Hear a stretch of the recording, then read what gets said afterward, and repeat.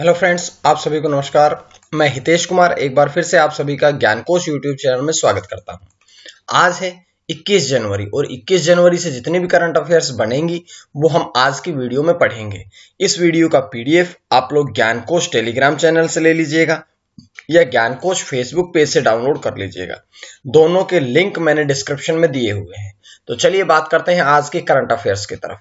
तो सबसे पहले आज के दिन के बारे में पढ़ते हैं कि आज है 21 जनवरी और 21 जनवरी जो है वो 3 राज्यों का स्थापना दिवस है। 3 राज्यों का 44वां स्थापना दिवस। तो बात करते हैं, देखिएगा कि मणिपुर, मेघालय और त्रिपुरा 3 राज्यों का स्थापना दिवस है। उसके पश्चात बात करेंगे कि तीनों की स्थापना कब हुई थी। तो तीनों की स्थापना हुई थी 21 जनवरी 1972 को। 21 जनवरी 1972 को तीनों राज्यों की स्थापना हुई थी। जिसके पश्चात बात करते हैं, देखिए तीनों राज्यों के बारे में थोड़ी थोड़ी बातें पढ़ते हैं। सबसे पहले मणिपुर। मणिपुर की राजधानी कहाँ है? इम्फाल। मुख्यमंत्री कौन है? एन बीरेन सिंह। और राज्यपाल कौन है? नजमा हेपतुल्ला। बात करते हैं, दूसरा है मेघालय। मेघालय की राजधानी कहाँ है? शिलोंग। मुख्यमंत्री कौन है? कोनराड संगमा। और राज्यपाल कौन है? सत्यपाल मलिक। बात करते हैं, तीसरा है त्रिपुरा। त्रिपुरा की राजधानी कहाँ है? अगरतला। मुख्यमंत्री कौन है? वीके देव अर्थात विप्लव कुमार देव। और राज्यपाल कौन है? रमेश बैस। तो ये इन तीनों राज्यों का स्थापना दिवस था आज। तो उसी बारे में हमने जानकारियां पढ़ी है। मणिपुर, मेघालय और त्रिपुरा तीनों राज्यों का स्थापना दिवस था, जिसके बारे में हमने पूरी जानकारी थोड़ी थोड़ी यहां से पढ़ने का प्रयास किया है। अब हम एक एक करके प्रश्नों की तरफ चलते हैं। तो सबसे पहले प्रश्न की बात करेंगे कि गणतंत्र दिवस परेड में हिस्सा लेने वाली भारत की पहली महिला फाइटर पायलट कौन है? भारत की पहली महिला फाइटर पायलट कौन है? तो ये है अब फ्लाइट लेफ्टिनेंट भावना कांत। भावना कांत यानी कि ऑप्शन ए पर जो लिखा है भावना कांत, वो हिंदुस्तान की पहली महिला फाइटर पायलट है जो कि गणतंत्र दिवस परेड में हिस्सा लेंगी। अब उनके साथ साथ लिखा है मोहना सिंह और अवनी चतुर्वेदी। इन दोनों को भी इनके साथ ही नियुक्ति हुई थी। ये जो तीन है, भावना कांत, मोहना सिंह और अवनी चतुर्वेदी है, इन तीनों की नियुक्ति फाइटर प्लेट उड़ाने के लिए एक साथ में करी गई थी। लेकिन अब जो गणतंत्र परेड दिवस में हिस्सा लेने वाली पहली महिला फाइटर पायलट बनेंगी वो बनेंगी भावना कांत। तो थोड़ी जानकारी और पढ़ते हैं इसके बारे में। जैसे कि वो 26 जनवरी में भारतीय वायुसेना की झांकी में शामिल होंगी। उनका प्रदर्शन जो है वो हल्के लड़ाकू हेलीकॉप्टर, हल्के लड़ाकू विमान और सुखोई 30 लड़ाकू विमान के मोकअप में है। तो ये जानकारी है उनके बारे में। लेकिन अब हम पढ़ेंगे लेफ्टिनेंट भावना कांत के बारे में। तो भावना कांत जो है वे राजस्थान में तैनात है और मिग 21 बाइसन लड़ाकू विमान उड़ाती है। उसके बाद 2016 में भारतीय वायुसेना में शामिल होने वाली पहली महिला लड़ाकू पायलटों में से भी एक थी। तो उस समय 3 चुनी गई थी। 2016 में 3 महिला शामिल हुई थी, जिनमें से मोहना सिंह और अवनी चतुर्वेदी, ये दोनों भी उनके साथ में शामिल हुई थी। बात कर लेते हैं कि 2016 में से अब तक यानी कि पिछले 4 वर्षों में 2016 से लेकर के अब तक के 10 महिलाओं को भारतीय वायुसेना में लड़ाकू पायलट के रूप में नियुक्त किया जा चुका है। तो ये पूरी जानकारियां थी जो कि मैं इस पहले प्रश्न से आप सभी के लिए लेके आया हूं। अब हम बढ़ते हैं अगले प्रश्न की तरफ। तो अगला प्रश्न है कि गूगल क्लाउड पार्टनर स्पेशलाइजेशन से मान्यता प्राप्त किस कंपनी को हुई है? तो अब गूगल क्लाउड ने किस कंपनी को मान्यता दी है, किस कंपनी को दर्जा दिया है? तो देखिएगा यहां पर आपके पास 4 ऑप्शन होते हैं और ऑप्शन जो बी लिखा है इन्फोसिस, इन्फोसिस कंपनी को अब गूगल ने क्लाउड पार्टनर स्पेशलाइजेशन से मान्यता दी है, यानी कि इसका दर्जा दिया है। क्या है इसके बारे में पूरी बातें पढ़ते हैं कि इन्फोसिस जो है वो शीर्ष वैश्विक प्रणाली इंटीग्रेटेड की सूची में शामिल होने के कारण उन्हें इन्फोसिस कंपनी को यह मान्यता दी गई है। और ये मान्यता जो है ये क्लाउड पर वेयर हाउसिंग, डाटा अंतर्ग्रहण सहित गूगल क्लाउड पर एंड टू एंड क्षमताओं का सफलतापूर्वक प्रदर्शन करने के लिए भी दी गई है। अब इन्फोसिस कंपनी बनी है तो इन्फोसिस के बारे में थोड़ी बातें पढ़ते हैं। जैसे कि इन्फोसिस की स्थापना कब हुई थी? तो 7 जुलाई 1981 में इसकी स्थापना हुई थी। इसके मुख्य कार्यकारी अधिकारी कौन है यानी कि सीईओ कौन है? तो सलिल पारेख। और बात कर लें इसके मुख्यालय की, तो इसका मुख्यालय है कहां पर? बेंगलुरु में है। तो ये सारी जानकारी हमने इस प्रश्न के साथ साथ में इन्फोसिस कंपनी से भी पढ़ ली है। अब हम बढ़ते हैं अगले प्रश्न की तरफ किस देश के प्रधानमंत्री सहित देश के पूरे मंत्रिमंडल ने इस्तीफा दे दिया है? वह ऐसा कौन सा देश है जिसके पूरे मंत्रिमंडल ने इस्तीफा दे दिया है? इसके बताने से पहले एक छोटी बात बताना चाहता हूं कि कोई भी मंत्री यदि इस्तीफा देता है तो केवल उसी एक मंत्री का इस्तीफा माना जाता है, लेकिन जब प्रधानमंत्री इस्तीफा देता है तो उस पूरे मंत्रिमंडल का इस्तीफा माना जाता है। तो अब ऐसा कौन सा देश बना है जिस देश के पूरे मंत्रिमंडल ने इस्तीफा दे दिया है? तो अब बना है नीदरलैंड्स, यानी कि ऑप्शन डी पर जो लिखा है ये आपका आंसर यहां से सही होगा। तो इसके बारे में थोड़ी बातें पढ़ते हैं, क्या कारण रहा है ऐसा।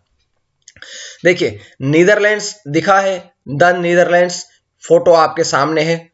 उसके बाद बात करते हैं कि इनके प्रधानमंत्री मार्क रूटे ने इस्तीफा दिया और इस्तीफा देने के पश्चात पूरे मंत्रिमंडल का इस्तीफा स्वीकार हो जाता है। चाइल्ड केयर सब्सिडी घोटाले के कारण ये पूरे मंत्रिमंडल ने इस्तीफा दिया है, लेकिन इस्तीफा देने के पश्चात भी ये सरकार मार्च 2021 तक बनी रहेगी। क्यों? क्योंकि जब तक संसदीय चुनाव नहीं होंगे, जब तक ये जो सरकार है ये कार्यवाहक की भूमिका निभाएगी। अब बात करते हैं नीदरलैंड्स के बारे में। नीदरलैंड जो है ये यूरोपीय महाद्वीप का एक प्रमुख देश है जो कि उत्तर पूर्वी यूरोप में स्थित है। अगर पूछा जाए कि यूरोप में इसकी स्थिति कहां पे है, तो इसकी स्थिति जो है वो उत्तर पूर्वी यूरोप में स्थित है। बात कर ले अगर हम इसकी राजधानी की, तो एम्स्टर्डम जो है वो इसकी राजधानी है। और एक बात और है कि इसकी प्रशासनिक राजधानी कौन सी है। इसकी प्रशासनिक राजधानी की अगर हम बात करें तो द हेग जो है वो इसकी प्रशासनिक राजधानी है। तो ये सारी जानकारियां हमने इस प्रश्न से पढ़ ली है। उसके पश्चात हम बढ़ते हैं अगले प्रश्न की तरफ। प्रश्न नंबर 4 आपके स्क्रीन पे आता है कि किस बैंक द्वारा Insta FX mobile app launch की गई है। ऐसा कौन सा बैंक है जिसने कि इंस्टा एफएक्स नामक मोबाइल ऐप जो है वो विकसित कर दी है? तो ये बैंक बना है सी ऑप्शन, यानी कि आईसीआईसीआई बैंक। आईसीआईसीआई बैंक ने अब इंस्टा एफएक्स मोबाइल ऐप जो है वो विकसित करी है। तो इसके बारे में थोड़ी जानकारियां पढ़ेंगे कि इसका उद्देश्य क्या है। तो इसका उद्देश्य है कि जो केवाईसी सत्यापन होता है, केवाईसी सत्यापन जो होता है वो और ग्राहकों का सत्यापन करना ही इस मोबाइल ऐप का मुख्य उद्देश्य है। आईसीआईसीआई बैंक जो है ये मनी चेंजर्स को ऐसी सुविधा प्रदान करने वाला देश का पहला बैंक बना है। और यहां से एक छोटी सी बात आपने और भी समझनी है कि आईसीआईसीआई बैंक जो है इसने शुरू किया है, तो इसके बारे में भी हम थोड़ी बातें पढ़ेंगे। एक बहुत इंपॉर्टेंट प्रश्न सबसे पहले शुरुआत करेंगे कि इन आईसीआईसीआई बैंक की फुल फॉर्म क्या है। तो देखिएगा, industrial credit and investment corporation of India, ICICI की फुल फॉर्म है। इसको आपने जरूर पढ़ना है। जिसके बाद बात करते हैं इसकी स्थापना कब हुई थी। 5 जनवरी 1994। इसका मुख्यालय कहां पे है? वडोदरा, गुजरात में। इसके चेयरमैन कौन है? तो जी.सी. चतुर्वेदी, यानी कि गिरीश चंद्र चतुर्वेदी जो है वे वर्तमान में आईसीआईसीआई बैंक के चेयरमैन है। तो ये सारी जानकारी हमने इस प्रश्न से पढ़ी है। उसके पश्चात बढ़ते हैं हम अगले प्रश्न की तरफ, 5वें प्रश्न की तरफ। तो कहां पर एरो इंडिया शो 2021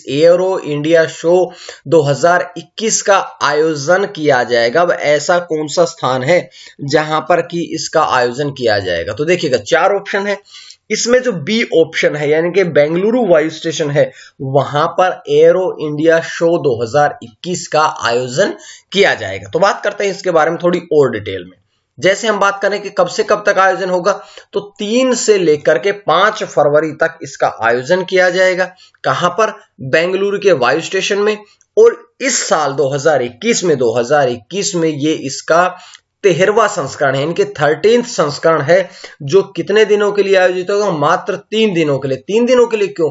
क्योंकि कोरोना वायरस महामारी को देखते हुए सरकार ने या वायुसेना ने यह कदम उठाया है कि इसको ज्यादा लंबा ना खींचा जाए और इसे 3 दिन में ही समाप्त किया जाए। अब एक बात और पढ़ते हैं यहां से, देखिएगा 2021 का जो शो है, 2021 का जो एयर इंडिया शो है, इसका मुख्य केंद्र क्या रहेगा? तो इसका मुख्य केंद्र रहेगा कि रक्षा के क्षेत्र में आत्मनिर्भरता पर ध्यान केंद्रित किया जाना ही इसका मुख्य उद्देश्य रहेगा। तो ये जानकारियां पढ़ी है हमने यहां से। अब 5 प्रश्न खत्म हुए, तो अब हम पढ़ेंगे आज का प्रश्न, उसके बाद हम कंटिन्यू प्रश्नों को पढ़ते हुए चलेंगे। तो अब बढ़ते हैं हम आज के प्रश्न की तरफ। तो आज का प्रश्न आप लोगों की स्क्रीन पे है कि आयुष मंत्रालय का अतिरिक्त प्रभार सौंपा गया है। किसे सौंपा गया है? 4 प्रश्न आप लोगों की स्क्रीन पे है। आयुष मंत्रालय का जो अतिरिक्त प्रभार है वो अब किसे सौंपा गया है? 4 ऑप्शन है और जैसा कि मैं बता चुका हूं कि जो सबसे सही जवाब देंगे 5 उनको मेरी अगली पुस्तक उपहार स्वरूप भेंट कर दी जाएगी। जिसके बाद हम बढ़ते हैं पिछले प्रश्न के उत्तर की तरफ। तो पिछले प्रश्न का उत्तर है कि भारत का पहला श्रम आंदोलन संग्रहालय लॉन्च किया गया था कहां पर?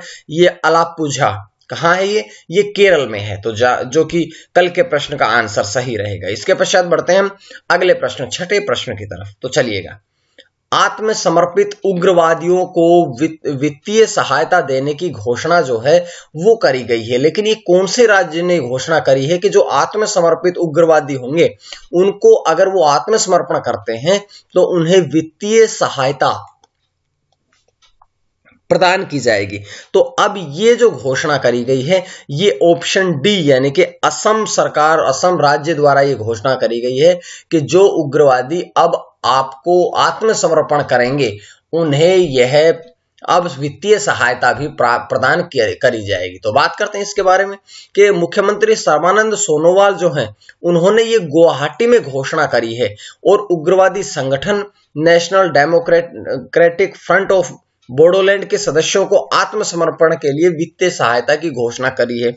और ऐसी घोषणा करने के पश्चात 1615 सदस्यों ने समर्पण किया, जिसमें से 1279 लोगों को प्रमाण पत्र भी दिया गया और साथ साथ में 4 लाख रुपए का पुरस्कार भी दिया गया, 4 लाख रुपए भी प्रदान किए गए। इसके बाद जो सदस्य 350 सदस्य 350 के आसपास सदस्य बच गए हैं इनकी प्रक्रिया पूरी होने के पश्चात उन्हें भी यह वित्तीय सहायता दी जाएगी। तो ये सारी जानकारियां थी। अब छोटी सी बात और देख लीजिएगा कि ये घोषणा असम सरकार ने करी है। तो असम की राजधानी की अगर हम बात करें तो असम राज्य की राजधानी है दिसपुर। देखिएगा ये फोटो में, मैप में भी आप देख सकते हैं असम की राजधानी कहां है? दिसपुर में है। इसमें जिले कितने हैं? तो इसमें जिले हैं 33। गठन कब हुआ था? तो असम का गठन हुआ था 26 जनवरी 1960 को। और राज्यपाल कौन है? जगदीश मुखी। मुख्यमंत्री के बारे में हम पढ़ चुके हैं, सर्बानंद सोनोवाल। तो ये सारी जानकारी हमने यहां से पढ़ी है और उसके पश्चात हम बात करते हैं अगले प्रश्न की तरफ। 7वां प्रश्न आपकी स्क्रीन पे है। बागवानी विकास मिशन, बागवानी विकास मिशन की शुरुआत या इसकी घोषणा किस राज्य ने करी है?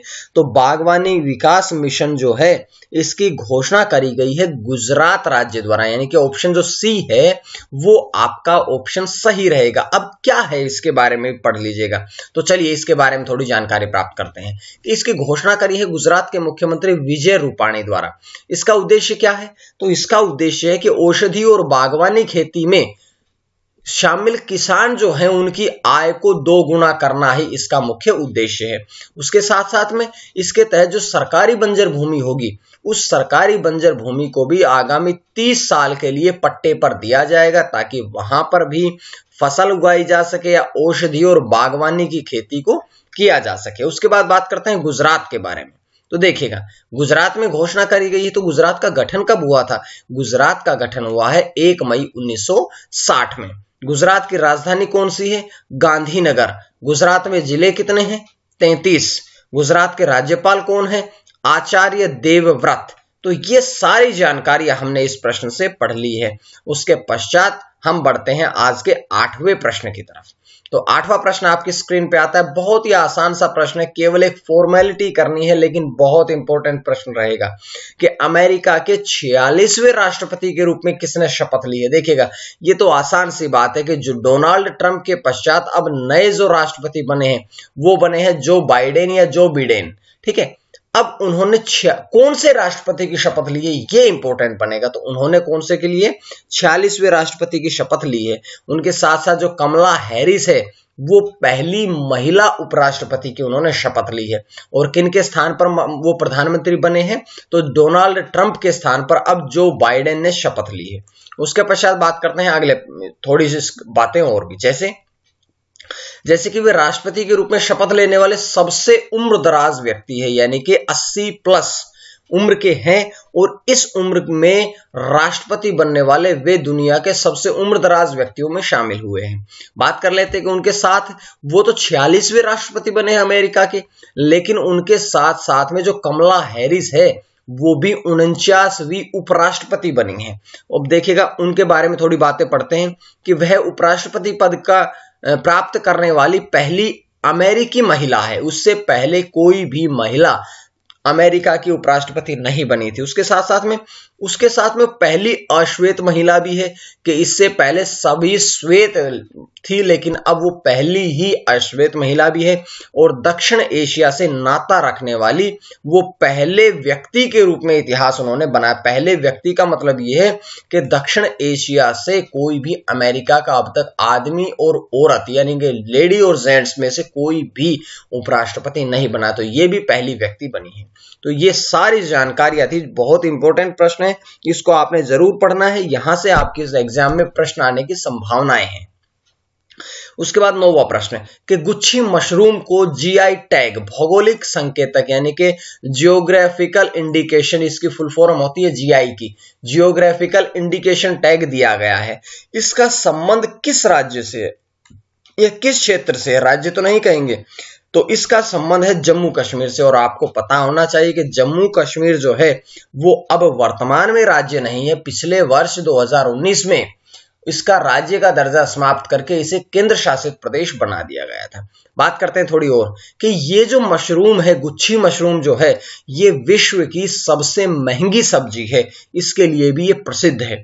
बात कर लेते हैं कि ये स्वास्थ्य से भरपूर है। इसे स्थानीय रूप से इसे गुच्छी मशरूम नहीं कहा जाता बल्कि इसे थंटू कहा जाता है, थंटू।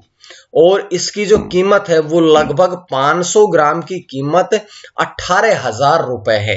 तो ये सारी बातें थी जो मैंने आपसे यहां से बताई है। इससे पहले आपको बता चुका हूं कि जम्मू कश्मीर के केसर को भी जीआई टैग दिया जा चुका है। तो ये जानकारियां मैंने आपको यहां से दी है। उसके पश्चात आज का अंतिम प्रश्न पढ़ते हैं कि गुजरात सरकार ने ड्रैगन फल का नाम बदला। अब गुजरात सरकार ने ड्रैगन फल का नाम बदल दिया है, तो नया फल का क्या नाम रखा गया उसका, तो इसका नया नाम रखा गया है कमलम। तो इसके बारे में बात करते हैं। देखिएगा ये आपका आता है ड्रैगन फल, अब इसका नया नाम आ गया है कमलम। कमलम मतलब कि ये गुजरात के कच्छ, नवसारी और सौराष्ट्र के हिस्सों में बड़े पैमाने पर उगाया जाता है। यह कमल की तरह दिखता है, इसलिए इसका नाम अब कमलम रख दिया गया है। और यहां से एक खास बात और भी है कि ये जो ड्रैगन फल है ये व्यक्ति के शरीर में हीमोग्लोबिन को बढ़ाने के कार्य करता है, इसलिए बड़ा प्रसिद्ध है। तो ये जानकारियां थी हमने आज की वीडियो से मैंने आपको दी है। उम्मीद है आपको पसंद आई होगी, और अगर आपको वीडियो पसंद आई तो आप लोग ज्ञानकोश यूट्यूब चैनल को सब्सक्राइब कर लीजिएगा, अपने दोस्तों को शेयर करिएगा, ज्यादा से ज्यादा लोगों तक पहुंचाइएगा ताकि आपका प्रेम बना रहे इसी प्रकार से, और आप आंसर जरूर देते रहिएगा हर दिन का। आज के लिए इतना ही। मां सरस्वती की कृपा आप सभी पर बनी रहे। टेलीग्राम चैनल से पेज पीडीएफ ले लीजिएगा या फेसबुक पेज से पीडीएफ ले लीजिएगा। धन्यवाद। मां सरस्वती की कृपा आप सभी पर बनी रहे। धन्यवाद।